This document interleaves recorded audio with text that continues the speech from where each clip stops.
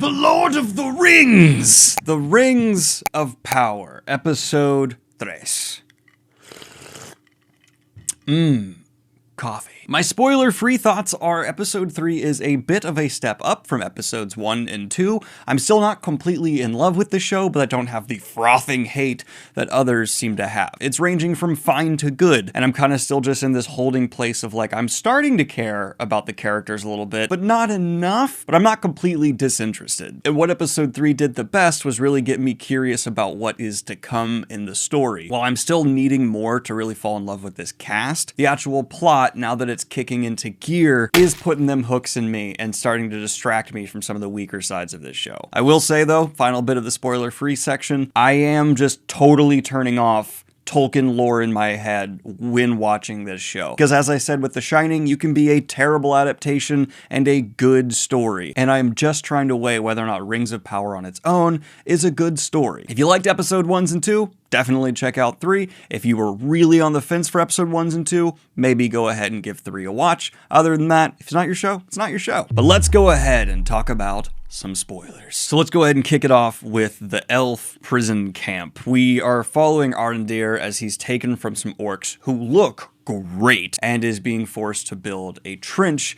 in what is to become the land of Mordor. My biggest complaint here is the show really wanted me to care about these characters that it quickly introduces as like co-prisoners and then kills kind of rapidly, and I just wasn't given enough time to really care as much as the show really seemed like it made me want to care. The escape attempt as a whole had some beats to it I thought were kind of fun. I like seeing the super agile critical dex rolls elf kind of fighting. Org though, with its little googly eyes, was a bit odd, but having a simple thing that the prisoners didn't think of because they haven't seen above the trench much, and that is the orc archers waiting to ambush anyone who tries to run off, was pretty smart. I actually like that the orcs are shown to have that wherewithal, and the justification is they have their leader there, obviously providing some further insight and thoughts on what they should be doing, though no one believes that's Sauron. And I don't even think the show wants you to think that's Sauron, because if it was trying to introduce Sauron at the end of this episode,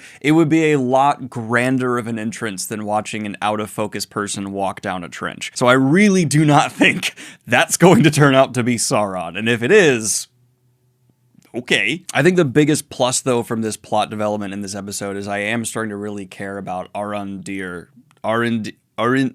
The names, man. Ugh. I swear my dyslexia is getting worse with age. At first, he was so standoffish that I wasn't really able to connect with him, but now it's becoming consistent enough, or at least the actor is leaning into this characterization enough, that I'm starting to buy into the performance, buy into the person, and I like him to an extent. Kicking on over from there to Numenor, though. First of all, yes, let's talk about the more pulled out aspects of the show and say the money is paying off to an extent, the music is sublime, the visuals of Numenor and being this sprawling city on an island were great, lived up to anything I could want a visualization of Numenor to be. But what was so shocking to me is how close to the end of Numenor we must be for all the things we're watching happen there be happening there. I mean, this is really taking the timeline and just which, you know, again, I'm turning off that part of my brain. Fine. It's just a bit startling to hear Isildur because it makes me go, I'm sorry, you f***ing what? Isildur actor didn't quite get enough to fully judge him, though I do have a strong personality coming from the performance, so that's good. The whole family dynamic with his sister and Elendil all kind of came together nicely enough for me.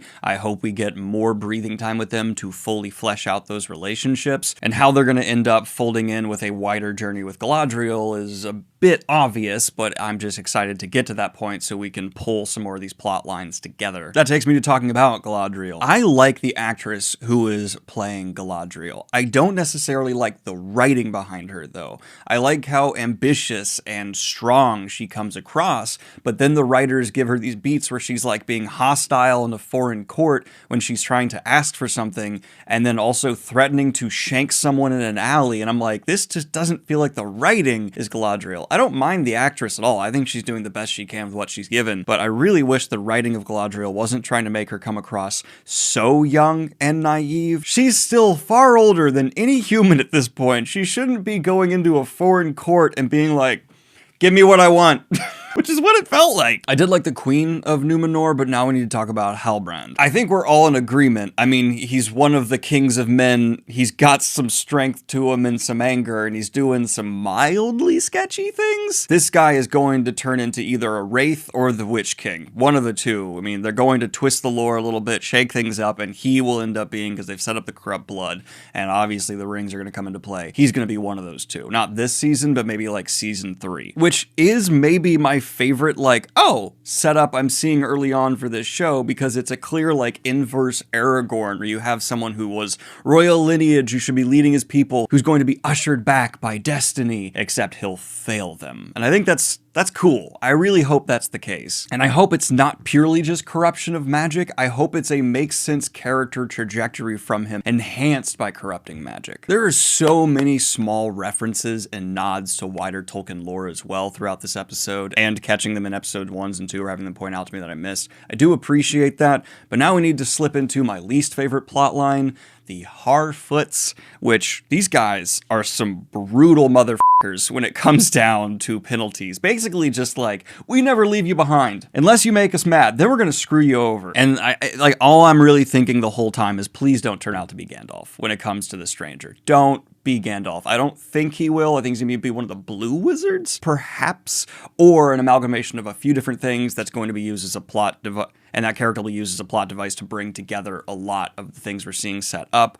I just don't think he will be, and am continuing to hope he is not Gandalf. I did miss Elrond this episode, as well as some of the humans that we've been connected to, and I really want to spend more time with those dwarves. And I do want to say, the actual physical structure of this show is still a little bit of an issue in episode 3 for me, where every time I'm really starting to settle in, feel the pace, feel the connection to the characters, we're cutting to something else, and I just wish the show was actually literally edited in a slightly different way, where we could just get a bit more time with each plot line before we cut to another. I'm not asking for each of them to happen like sequentially or something. I'm just saying I just don't like the amount of, okay, over here, over here, over here. But I'm feeling like a soft 6.5 for episode 3. I think it's a half step up from episode 1s and 2, and this show is yet to either make or break itself for me. And more than any other interpretation of Tolkien's world, this feels like it's taking place in the Shadow of Mordor world. I swear to God, if you go play those games, it's not just the orcs. A lot about those lines up with this vision, and it's just, I don't know, that's interesting to me. But let me know what you thought of episode 3 in the comments down below. Like and subscribe if you have not already, and hit the Patreon if you'd like to support what I do here. I'm off to do a Chainsaw Man video. Have a good one, y'all. Peace.